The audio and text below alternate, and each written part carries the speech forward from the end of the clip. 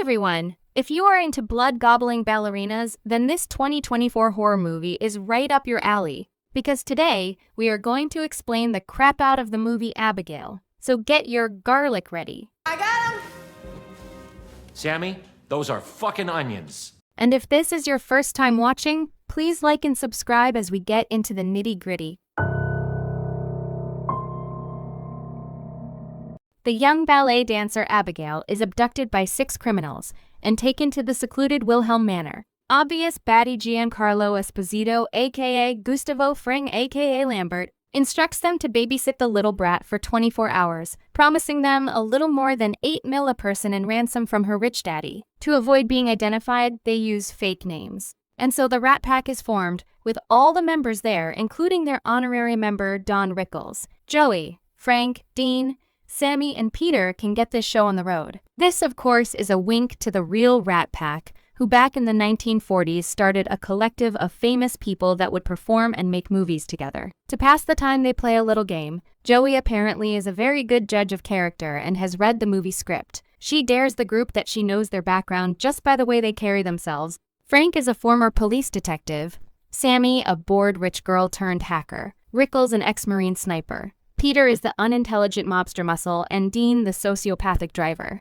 With this game, she hurts Frank's little baby ego, and he shows his cop skills, calling Joey an army medic that loves to indulge in the sauce herself. This kills the mood. Joey is tasked with taking care of their hostage, but is clearly not the right person for the job. She just straight out tells Abigail that she has a son and takes off her blindfold, and lastly, she makes a pinky promise to protect her at all cost, which is a pretty stupid thing to promise to the person you just kidnapped. But Abigail also opens up a little bit and tells Joey that her father is a total dipshit that doesn't care for his daughter, and he will not be coughing up the dough. So Joey freaks out a little, and Frank steps in, immediately pedaling back on Joey's promise of not hurting or threatening her. Abigail tells Frank her dad is Christophe Lazare, a legendary crime lord that seems more of a myth than the real deal. Dean doesn't attempt to put his moves on Sammy, but is shot down brutally. He is hanging out alone in the basement, but gets beheaded by an unknown wildebeest. Sammy finds his decapitated corpse, and the group realizes Lazare's violent enforcer, Valdez, has infiltrated the manor. They try to escape, but the home security system seals them inside. So they decide to split up, but while searching for an exit, Rickles also loses his head. So the group tries to confront the little brat to see if maybe she can call off Valdez, but she transforms into a blood gobbler. Frank shoots a perfect headshot, but she instantly heals. So the group retreats to get as much distance between them and that girl Junior.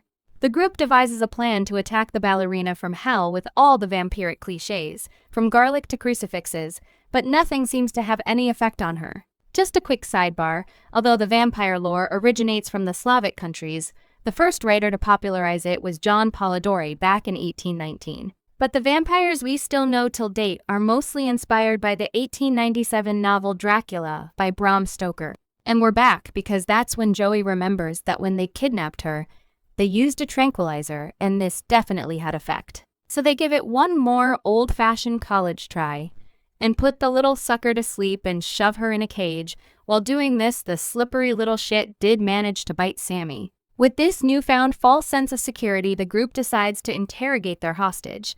And Abigail spills the beans. She knows exactly who her kidnappers are, because they are all people that tried to pull a fast one on her father, and Abigail kills all her daddy's enemies in an attempt to finally receive some praise and love. After Abigail is done playing mind games, she gets a little bored and escapes her cage. Joey opens up a window and lets in some sunlight. The sun hits Abigail's hand and it explodes, so the gang uses this opportunity to hightail out to there and regroup in the library. While Abby is busy regenerating her hand, the gang decides to split up again.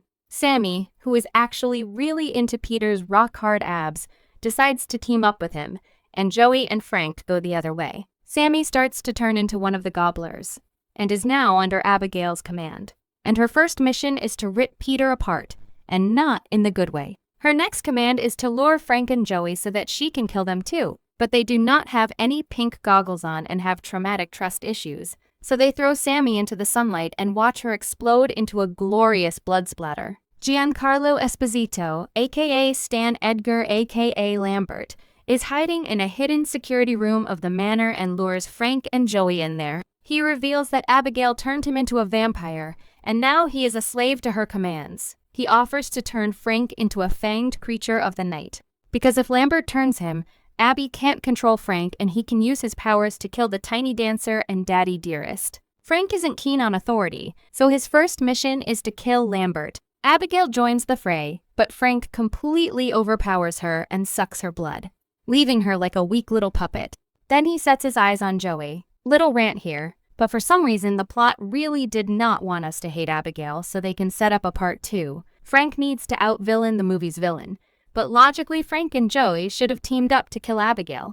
Now Joey hides in a corner and calls her son to apologize for being a shitty mom, but Frank finds her and tosses her around a little. Abigail is back and does a little throwback to the Pinky Promise and asks Joey to team up and kill Frankie together. Frank still overpowers them and bites Joey, but because he is new to this whole vampire thing, he believes he knows all the cool tricks, which he clearly doesn't, and that false confidence becomes his downfall when Joey and Abigail jab a stake into his heart and turn him into a puddle of goo. Abigail tells Joey she is still human because Frank is a noob, and encourages Joey to go and visit her son, and actually be present in his life. But that's when Lazar enters the building and he threatens Joey, but Abigail guilt trips her shitty father and asks him where the hell he was when she was in trouble, because Joey sure was there for her. And his useless behind was probably off somewhere in an alley, sucking some red juice instead. So for her sake, he lets Joey leave, so she can gear up and get ready for a sequel. And that's where the movie ends. Now the movie Abigail is based on a 1936 movie called Dracula's Daughter, and although the movies follow a different story altogether, they do follow a common theme: the idea of being turned into a vampire and losing control. Abigail has accepted her role as hitman, but will always be reminded of her father's cruelty, as the very manor that this hunt happens in is where her father turned her into a vampire centuries ago. Thank you for watching. Please like, subscribe, and comment to support the channel.